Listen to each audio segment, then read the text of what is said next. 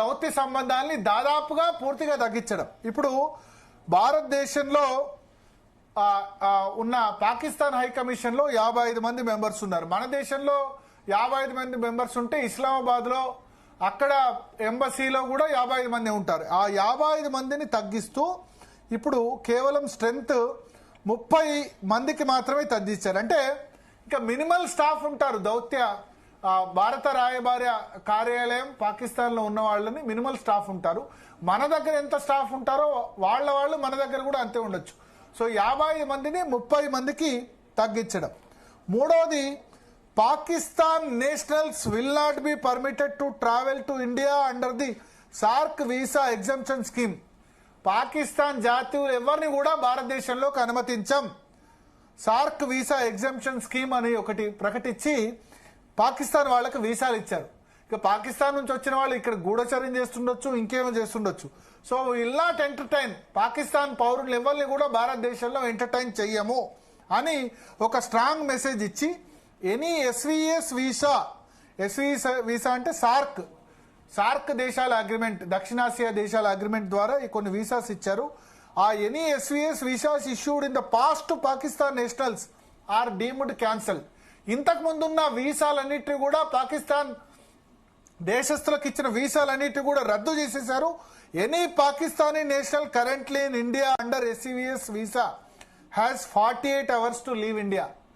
ఎవరైనా ఈ సార్క్ వీసాల ద్వారా ఇండియాలో ఉన్న పాకిస్తాన్ జాతీయులు ఎవరైనా సరే 48 గంటల్లోపు దేశం వదిలి వెళ్ళాలి. కేంద్ర ప్రభుత్వం అల్టిమేటం ఇచ్చింది. ఇంకా మీకు పాకిస్తాన్ ను పూర్తిగా వెలేయాలి, పాకిస్తాన్ పౌరుల్ని కూడా వెలేయాలి. Next, the defence military naval and air advisers in the Pakistani high commission in New Delhi are declared personal non grata. అంటే పాకిస్తాన్ హై కమిషన్ లో ఉన్న డిఫెన్స్ ఎక్స్పర్ట్ కానీ, మిలిటరీ ఎక్స్పర్ట్ కానీ, naval and air advisory experts కానీ వాళ్ళందరినీ కూడా పర్సన్ నాన్ గ్రాటా, అంటే వాళ్ళని ఎట్టి పరిస్థితుల్లో కూడా ఎంకరేజ్ చేయము. వాళ్ళను నాన్ గ్రాటా అంటే వాళ్ళని ఇంక ఎంకరేజ్ చేయము. They have a week to leave India. వారం రోజుల్లోపు పాకిస్తాన్ హై కమిషన్ లో ఉన్న defence, military, naval, air advisers అందరూ కూడా భారతదేశం విడిచి వెళ్ళాలి. India will be withdrawing its own defence, navy, air advisers from the Indian high commission Islamabad high commission లో ఉన్న మిలిటరీ కానీ, డిఫెన్స్, నావీ, ఎయిర్ అడ్వైజర్స్ మన వాళ్ళు ఎవరైతే అక్కడ ఉన్నారో వాళ్ళని కూడా మేము విత్డ్రా చేస్తున్నాం. అంటే భారత్ పాకిస్తాన్ మధ్య ఒప్పందం ఉంది. మీ హై కమిషన్ లో ఎంతమంది ఉంటారో మా హై కమిషన్ లో కూడా అంతే మంది ఉండాలని ఉంది. సో మేము విత్డ్రా చేస్తాం. డిఫెన్స్, నావీ, ఎయిర్ ఎక్స్పర్ట్ మాకు ఇస్లామాబాద్ లో అవసరం లేదు. మీరు ఢిల్లీ వదిలిపోండి. ఆల్రెడీ ఉన్న వాళ్ళు వారం రోజుల్లోపు వదిలిపోవాలి. 5 support staff of the service advisers will also be withdrawn from both high commissions.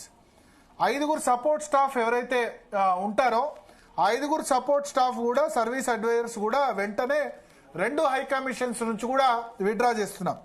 Next, నేను ఇంతకుముందు చెప్పినట్టు the overall strength of the high commission will be brought down to 30 from the present 55 through further reductions to be affected by 1st May.